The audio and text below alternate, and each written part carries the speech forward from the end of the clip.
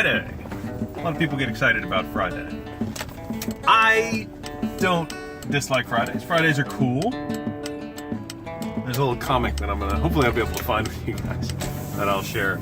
It shares a little bit more about my attitude about Fridays. But in addition to that,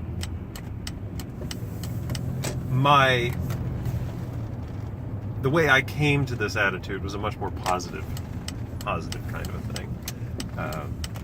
I was taught, why on earth would you want to get rid of five out of every 7 days of your life?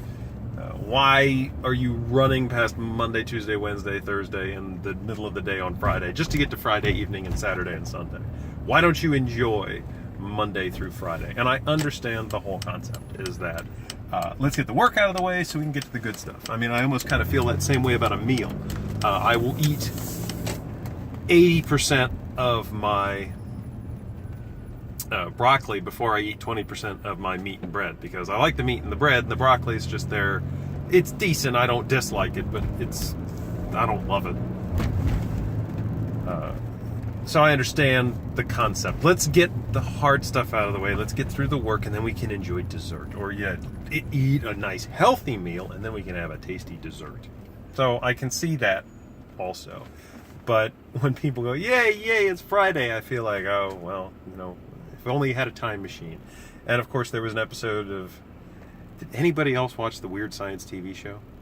I mean, I know that this whole trope has been used many, many times. You should probably check out TV tropes and see exactly how many times it's been used. But there was an episode of Weird Science where they made a remote control that could control time, so he could fast forward through all the boring parts of his relationship with his girlfriend and just get to the fun stuff. And then in the end, he didn't know anything about her, and they wound up breaking up. He realized, of course, they did the whole Dickens thing. Oh, I guess I probably shouldn't have been doing it this whole time. To me, that's, yay, it's Friday. I don't completely follow. This comic is kind of funny. Here it is. Did I find it? I hope I found it and was able to show it to you guys. So, basically, that's about it. I really think we should be enjoying our time Monday through Friday. And if you're not, then let's work to find a way that we can. And, I mean, there are definitely days that I would skip. Even knowing what I know, even knowing what that Weird Science television show taught me, I would skip days.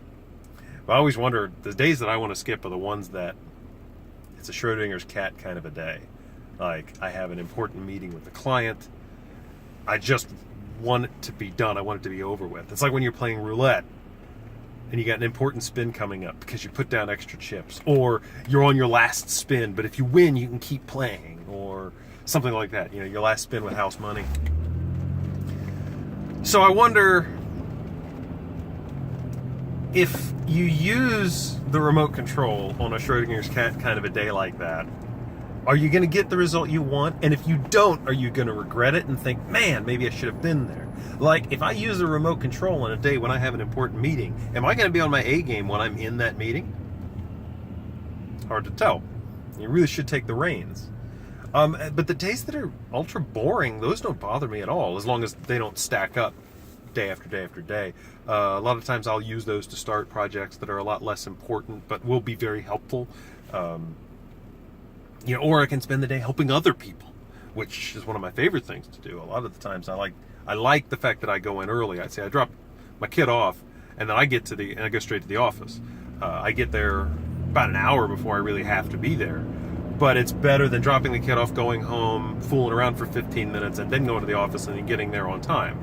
So I can have an hour at the office, or I can have 15 minutes at home. I choose the hour at the office. And a lot of times I'll use that time to make sure that my stuff is completely done, hoping that I can either, hopefully both, I can A, leave on time and get home in time for a nice early dinner so I can have more time at home with the kids, or B, also help the other office mates with the things that they need. Just be on top of everything. I don't like getting behind very much. But if I had that remote control, what would be going on during the time that I I'm not alive. Or during the time that I'm fast forwarding. And in addition to that, what if you could go to, and here, this is an episode of Twilight Zone, one of my favorite episodes. I'm going to have to think about what episode it is. What if you could trade 5/7 of your life, but now you don't have to work anymore? Would you do it? No, almost certainly not. But what about you just took every week and took it 40 hours shorter? I don't know what percentage that is, but what if you could just say 40 hours, let's throw the commute in there, say 45 hours, maybe even a convenience factor, say 50 hours a week. 2 days, that's it, 48 hours, 2 days. What if I took 2 days out of every week? I just shortened your life by 2/7 and said, you don't have to work, you can do whatever you want. I don't know, that would almost kind of be worth it. You'd really have to consider it. Because what is your job? And this goes back to what we were talking about the other day, about that 70s show and what your job is. I mean, is your job just there to fuel your passion? Because if your passion's already fueled, you can spend more time focusing on that. There'd be much less distraction, you know. But then those 2 days that you spend at work, is it fulfilling for you? Is it worth spending those 2 full days a week at work, 48 hours? That's a question you got to ask yourself. And you really got to ask yourself this. If it's not fulfilling for you, should you be doing something else? It doesn't have to be the thing that you love. It's just fueling your passion. That is tough. What's it worth to you?